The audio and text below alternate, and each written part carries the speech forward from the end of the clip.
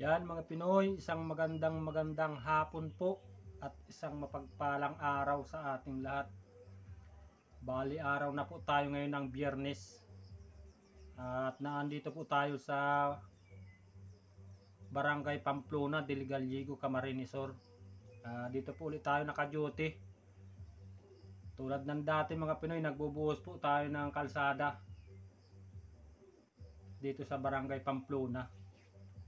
At si Boy Pinoy po, sulo-sulo lang dito. Dito po tayo matutulog. At ang oras po natin ngayon ay 5:15 na ng hapon. At hindi pa po tayo tapos sa ating duty. Saka doon po sa mga patuloy na sumusuporta at tumatangkilik sa channel ni Boy Pinoy. Maraming salamat po sa tiwala at sa suporta nyo. Bale, may nakitira pa tayong bubulihin mga Pinoy. At pinatitigas-tigas lang po natin para po pag ating binuli at ginuhitan ayos na. At hindi po natin alam, baka po abutin tayo ng mga alas 6 o kaya humigit pa. At syempre mga Pinoy, mag-overtime tayo. Maganda sana ang overtime mga Pinoy araw. Ay ang kaso, aabutin tayo ng gabi. Kaya gabi tayo mag-overtime. Oh. Hello? At syempre, i-update po yan sa inyo ni Boy Pinoy. At ipapakita ko po sa inyo kung alin ba yung ating bubulihin.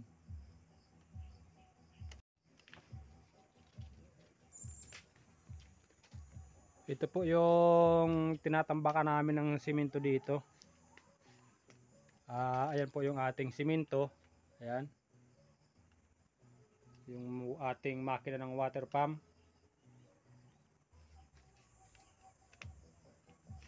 Ayan yung ating makina ng pang-cutting. At ayan po yung ating vibrator, saka po yung ating limutan ko ang tawag dyan sa pangputol ng bakal na yan. Ayan, basta mga Pinoy, pamputol ng bakal yan. At siyempre dyan po tayo natutulog. O ayan, yan po yung ating tulugan. Walang dingding. Nagtataga lang po tayong matulog. Malayo po kaya ang barangay Kinalangan. Malayo dito sa Barangay Pamplona. Pero Del Gallego pa rin po ang nakakasakop. Kaya po dito na natutulog si Boy Pinoy. Para po makatipid tayo sa ating pamasahe. Woo! At ito po yung ating inutang na bigas. Ayan. 1 kilo yan. At 2 sardinas. Saka ito pa po yung ating natitirang bigas kahapon pa. Bali nagkuha na po ako ng 1 kilo. At para hanggang bukas ng hapon. Kaya yun, parang may nambabato. Oh my God.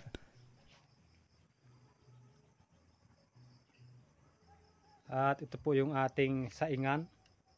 Maliit na kaldero. Ito po yung ating sinasaingan. Wow!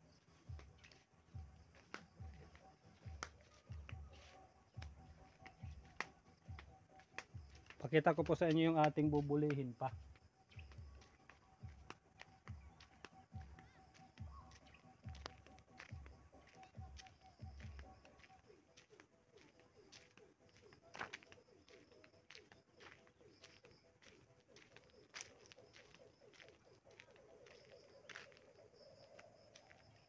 Ayan mga Pinoy, oh. Ayan po yung ating mixer, yung ating mga drum.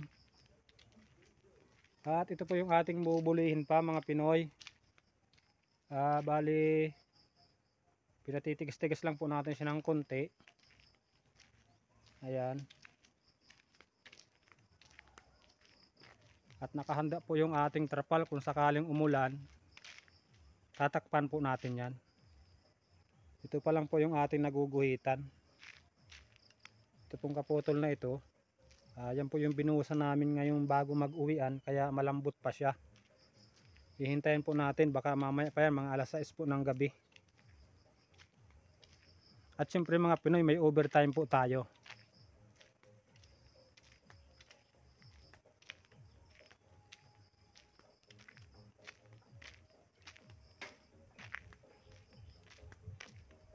Ayan pa po ang ating bubuhusan. Hanggang dun pa po yan sa unahan, doon sa dulo na yun. Papunta ng sentro ng barangay, Barangay Pamplona. At ito po yung ating tamper. Ayan o. Yung ating pison po, ikinarga na kanina sa truck.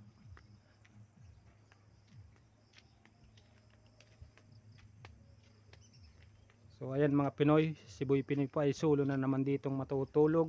Oh no! At kailangan po natin magtiyagang matulog kahit solo para lang po tayo ay makatipid. Ito po yung ating mga bakal. Yan.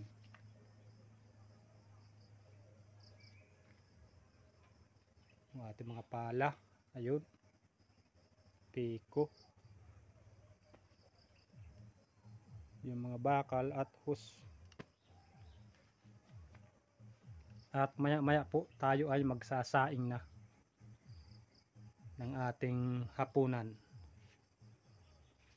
At dun po sa mga solid na viewers at silent viewers ni Boy Pinoy, pasensya na po kayo kung medyo madalang tayo ngayon mag-upload.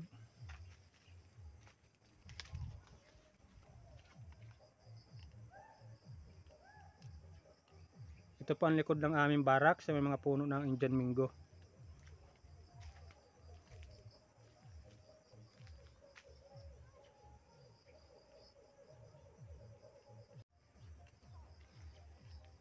At doon po sa mga solid at mga silent viewers ni Boy Pinoy na patuloy na sumusuporta at tumatangkilik sa ating channel.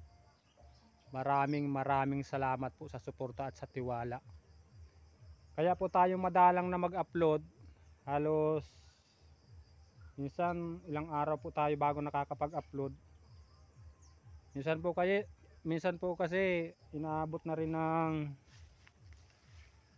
yung bang pinanghihinaan ng loob si Boy Pinoy. Kasi po sa tinagal-tagal na natin nagba-vlog hanggang ngayon mga Pinoy, hindi pa rin po nagbabago yung ating kagwapuhan. Ayan o.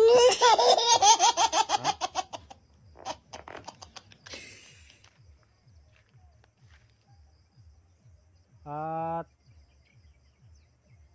patuloy po tayo magtsatsaga at hindi natin hahayaang tayo po ay magsawa sa pagbablog. At pangarap po natin talagang na makapasok sa pagbablog, dahil yun din po talaga ang gusto ni Boy Pinoy. At kung sakali pong tayo ay papalarin, at kung sakali lang po na tayo papalarin, ang gusto po talaga nating vlog ay yung charity vlogger. At gusto ko rin po makatulong talaga sa mga may hirap na kagaya ni Boy Pinoy. Si Boy Pinoy po kasi umpisa ng bata hanggang ngayon, talagang nagpamilya tayo. Laki po tayo sa hirap, kaya ramdam po natin yung nararamdaman ng mga may hirap na kagaya ni Boy Pinoy. At kung sakali po na tayo ay mabigyan ng pagkakataon na makapasok sa pagbablog at magkaroon tayo ng kakayanan na tumulong sa mga mahihirap, yun po ang ating gagawin.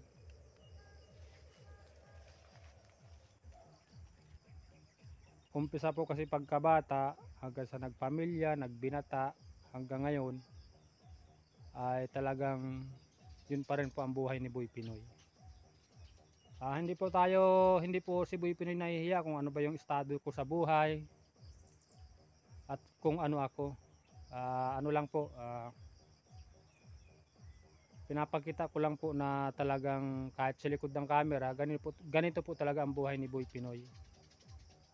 Mahirap lang, pero patuloy lang po tayong lumalaban at hindi po tayo susuko para po sa ating pangarap na balang araw matutulungan natin yung ating pamilya at makakatulong po tayo sa mga kapatid nating Pinoy. Yan mga Pinoy, tayo po ay nagsasaing na ng ating hapunanan.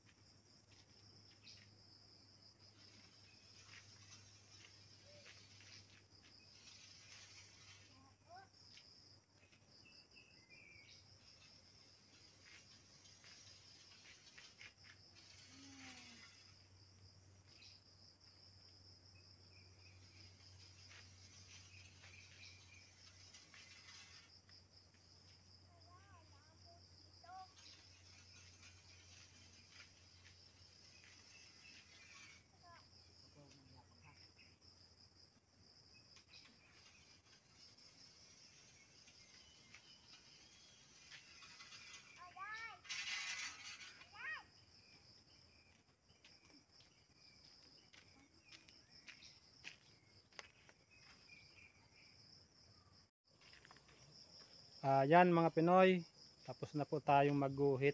Ayun na po siya. Oh. Ayan. Medyo madilim na po. At ang oras po natin ay 6:20 na ng gabi mga Pinoy. Tapos na po tayo. Ayan na po yung ating pangguhit. Inilagay na po natin ulit sa drum na may tubig.